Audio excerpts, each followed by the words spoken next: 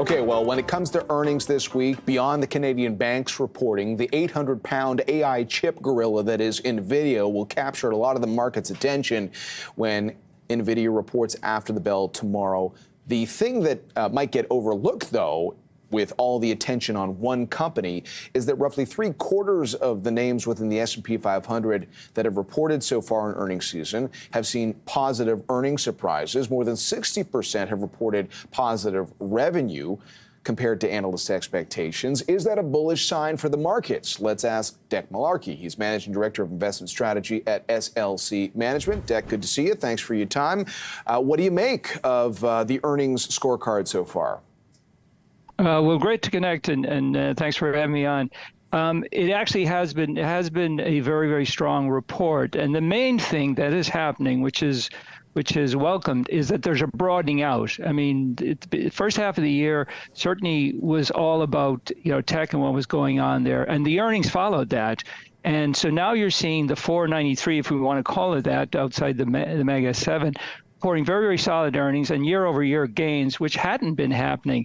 And you look through the numbers, and it has been very, very broad-based. And you extend it further as to what's happened to stock gains in the second half of the year, okay, since the end of June. You really see a lot of these, what we would consider defensive sectors, are leading in terms of performance. So it's again a broadening out, welcomed. There were some themes in there around the consumer, what's happening with AI, but broadly a very, very positive showing. Does the earnings momentum have to continue, as we get into the final quarters of this year and even the early part of next year, to justify more action to the upside for the stock market? It certainly does. I mean, everything that's happened so far really has been earnings gains. It has nothing to do with multiple expansion.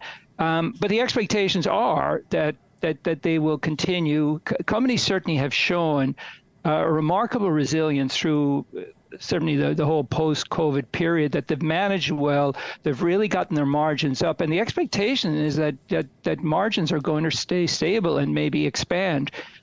So I think with the we are moving to obviously more of a normalized growth environment, but with rates coming down, with wages under control, I think that fares well for companies being able to manage their bottom line as well as they have, and therefore continue the earnings growth that they've seen.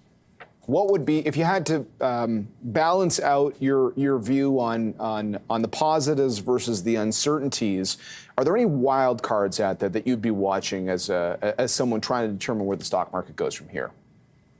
The big wild card where we sit today, I mean, geopolitical risk tends to be an issue that's always hanging out there, but it is coming more and more to the forefront. And certainly the election in the U.S. is going to be interesting. We've got two candidates.